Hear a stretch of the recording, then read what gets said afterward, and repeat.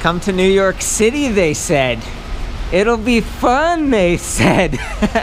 I'm here with Chris Nolte of Propel Bikes, just around the corner in Brooklyn. You were telling me it's Steiner Studios, right? Is that the building right there? Yeah. It's pretty cool. I guess we're focused on bikes today, so right. I should jump right into it. This is a really cool one. It's from Riese Müller. Can you tell me what this is called again? So this is the Roadster Touring High Speed, or HS. Yeah. The reason I ask is because they have the Roadster Touring non-high speed if you want to. This one has the Bosch Performance Speed Drive. It can go 28 miles per hour, which will get you just soaking if you're out in the rain like this. They also have the CX, and you can tell the difference because it actually says CX on the side. That's a higher torque, 75 Newton meters of peak torque versus 63. This is still an amazing platform. I say this a lot, but I'm only 135 pounds. I'm not the heaviest guy. I was zipping around on this thing. Even over here, there's a little bit of an incline. Probably hear the thunder here today. It's pretty awesome outside.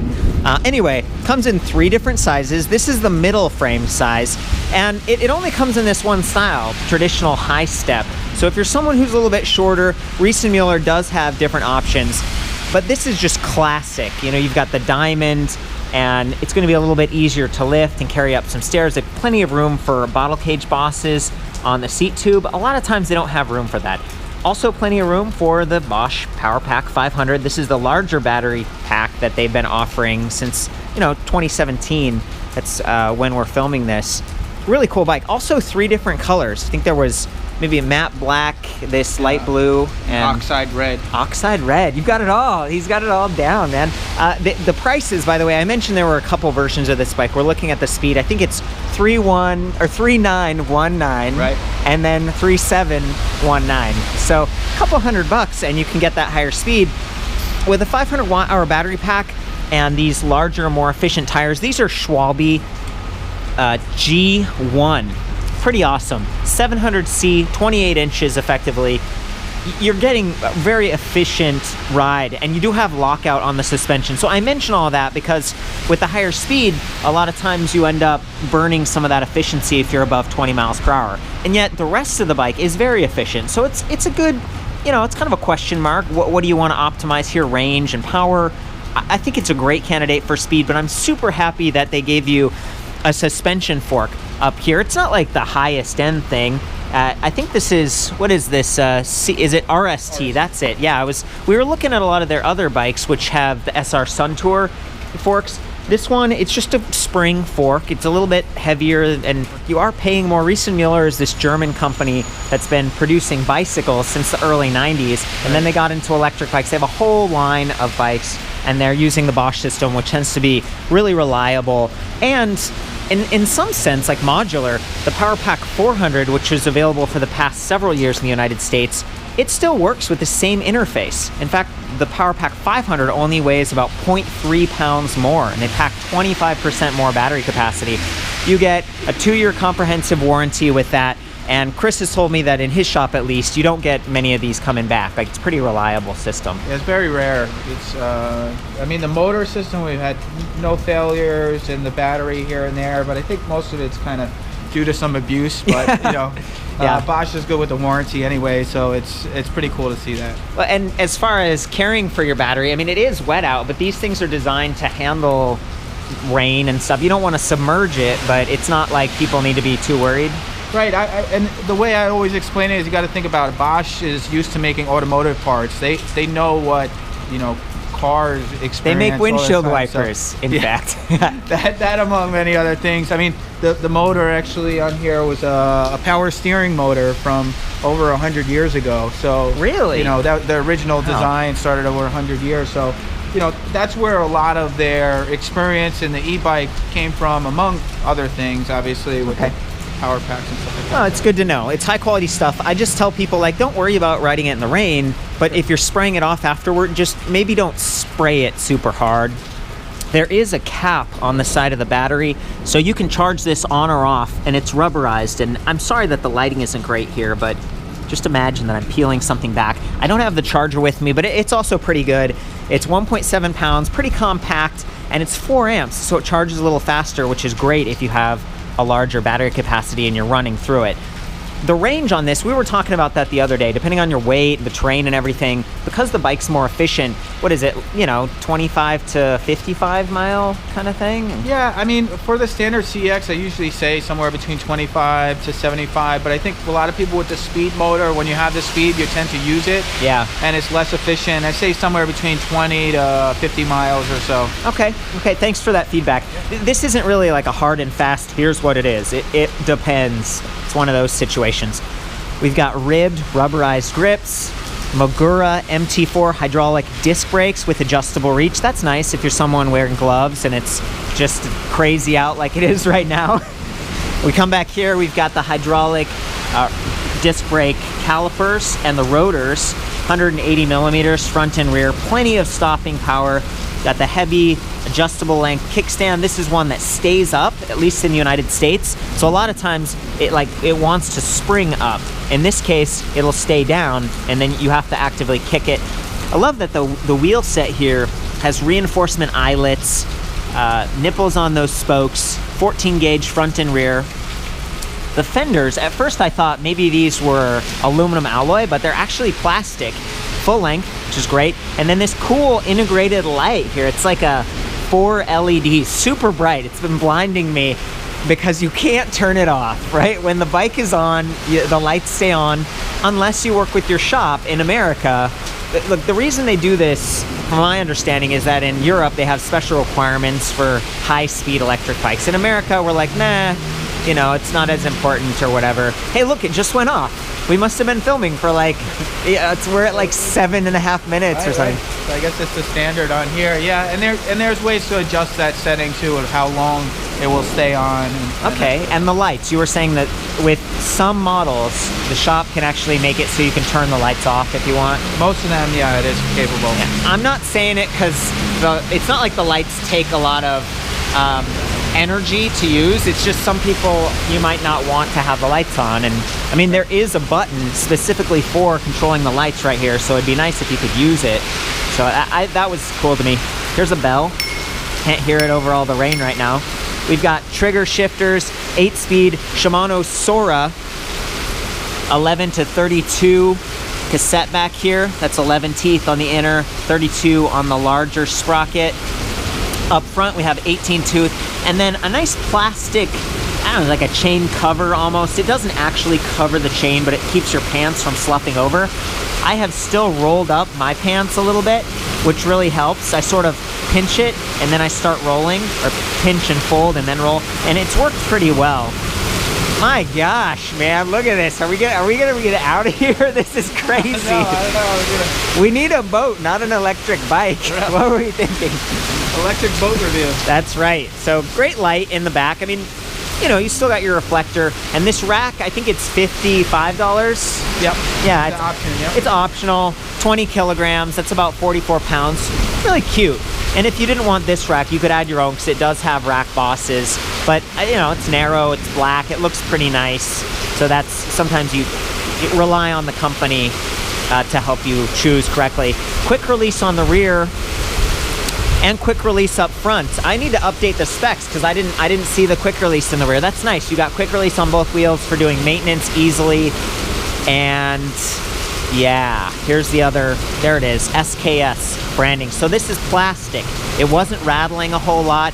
To me, it's amazing. It's like the whole thing is either painted baby blue to match, or maybe it's like they've colored the plastic. It really seems like it's gonna hold up well.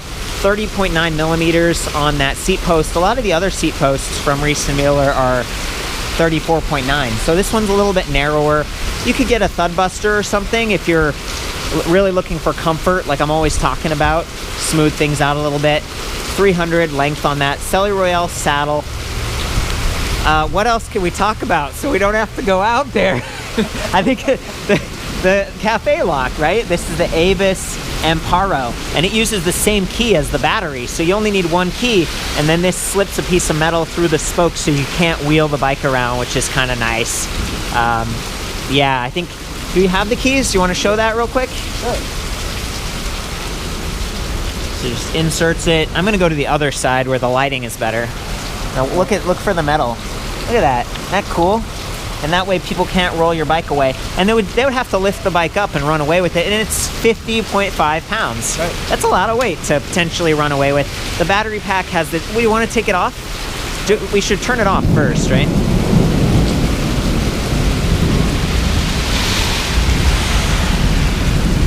There we go, lifts off. Wow, that's great. And this handle, so you don't drop it accidentally, carry it around. I usually park my bike outside and then bring my battery in to charge it at my desk. You do not need the keys in order to lock the battery back on. You just set it there, press, and listen for that click. Make sure that it's securely fastened. And then the display panel is also removable. So that's a really handy thing because, you know, you're parking at a rack, you don't want someone to scratch it or run off with it. It kind of swivels forward and back too to reduce glare. Okay, let me just collect myself here. Integrated lights. I think I talked about how they were running before, but the front, is it 30 lumens or lux? 30 lux. 30 lux. So not as bright as some of the other Riese Müller bikes we were looking at, but still fairly capable, and it does angle up or down. Looks like it has a cut at the top, so maybe it won't blind people as much. Okay, we're back up at the cockpit. You can see that we've got 5 ticks on our battery indicator, speed below it, and then a bunch of trip stats below. On the right, there's a little chart that shows your power output, and it actually surges as you ride the bike, depending on how the motor's operating. A little light icon, which again is always on, unless you work with your shop. And then those different levels of assist. So I'm gonna hit plus, go to Eco, Tour, Sport, and Turbo. Of course, Turbo is the highest. It's going to use your battery the fastest. And then this I button here and here, if I press this, now we'll see trip distance goes to clock, max speed, average speed, trip time. Range is cool because it's dynamically estimating how far I can go based on the charge level and the assist level. And last 3 miles of performance, it's giving me 27 miles. That's pretty good. So, you know, back to our estimate, I was saying like 25 to 55 miles, and Chris was like 20 to 50, depending on how you ride. Turbo's the highest. That's 27 miles based on my riding. And then Eco, 73 miles. So, yeah, you know, your mileage may vary, but that's pretty cool. Way more useful than the little battery indicator, in my opinion. So I think that's it. We've looked at most of it, except these pedals down here. You know, they're not the greatest pedals in the world, in my opinion. 170 millimeter standard cranks, but the pedals just, you know, it's wet out right now, and you know, my feet slip off of it if I'm not trying to, it's like they're slippery because it's wet. The fact that this bike has lights and fenders and everything, that's the one area that I personally would upgrade. I like the big, you know, stiff aluminum, like with knobs on them and stuff. But then when you do that, if you slip off, you can scratch up your shins, which I have done on many occasions. So just keep that in mind. The motor, I know I was talking about that when we first started, but it measures your rear wheel speed using this magnet and that sensor. It measures your pedal cadence and your pedal torque 1,000 times per second. Super responsive. And that front chainring, remember I said it was 18 teeth? It spins about 2.5 times for every single crank arm revolution. That's meant to empower the motor, and I think that it starts and stops faster than a lot of the other systems. It's very cool. Maybe we should take advantage of this slowdown. My camera is gonna get wet, so like part of this is we're gonna start riding. There may already be some water on the lens. I'm gonna try to show you how this responds, and then I'm gonna put another camera on the bike so you can hear it up close. I'm gonna take it up to the highest level of assist, Turbo. There is a walk mode button at the top of the display, and if you press it and then hold plus, the bike will push itself slowly, which is nice if it's all loaded up or if you're going up a steep hill. There's also a 6-volt micro USB port on the side of this display. You can charge your phone or GPS or whatever. Thankfully, I'm tall enough to straddle this thing no problem. Okay, I'm up in turbo mode. Let's do it.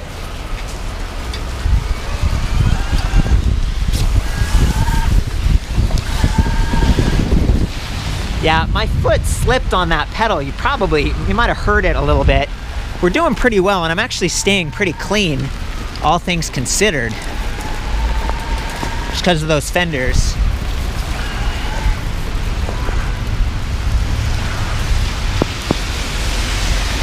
I need to shift gears though. There we go. There we go. There is shift sensing on the motor. It's pretty cool. Takes the wear off. Thankful for that suspension.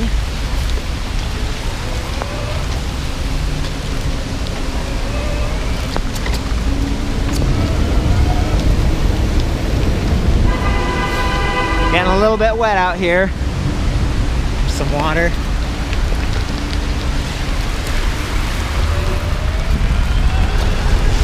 Hit those high speeds. Oh, it's giving me shift detection. It's saying you need to shift up for higher speed. Oh boy.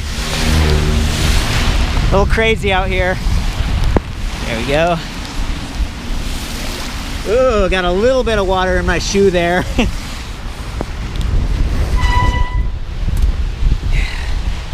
Thanks, Chris. Oh boy. So I'm back inside the shop. A couple things I noticed when we got back. I was actually cleaning the bike off, you know, running a dry paper towel and some rags across it. And this suspension is actually pretty cool. It cuts away a little bit, sort of tapers down, just enough room to fit that disc brake rotor.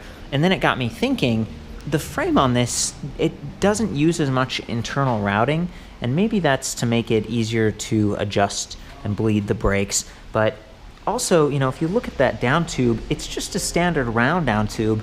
It's got a pretty good attachment point up top and down below for the strength of this battery pack. It really doesn't wobble.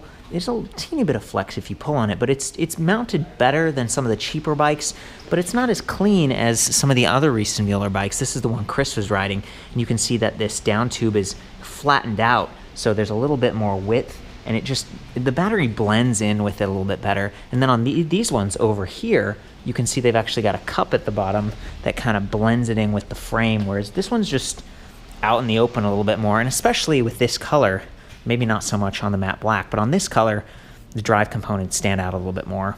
You know, at least the battery weight and the motor weight is low and center. That's what you want. But this is, you know, performance-wise, it's a more premium bike. You're still paying a lot, almost $4,000, and it doesn't blend quite as much as some of the other bikes. You know, the suspension fork isn't color matched either. So just some thoughts on aesthetics. I'm really glad that the fenders match because they look stunning. Okay, I'm getting ready to go back out into the rain. Just keep an eye on how the fenders work. Listen for the motor. It is a little bit more pronounced. The Bosch motor goes ring, and it has a little bit of a whine because it does spin at a higher RPM. I like that it spins at the high RPM. It's fast. It's more fast than some of the other bikes. It doesn't mean you have to go fast, but as a road cyclist, I like to spin, so it's a little bit better for me as someone with sensitive knees.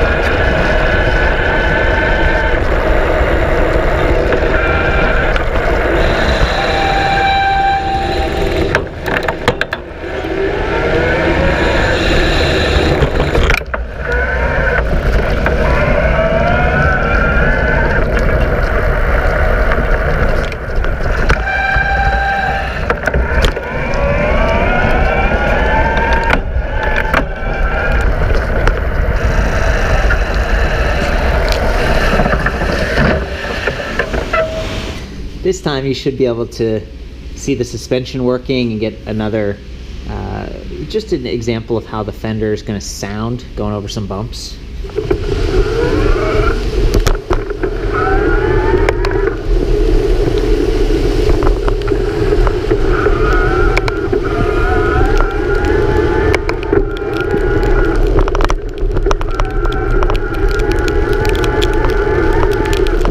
And then with lockout,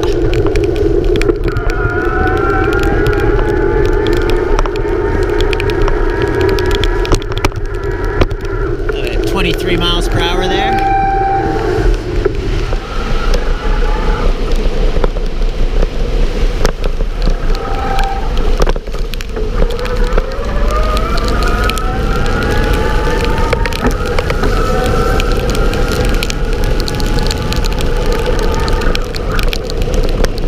go, 28, top speed.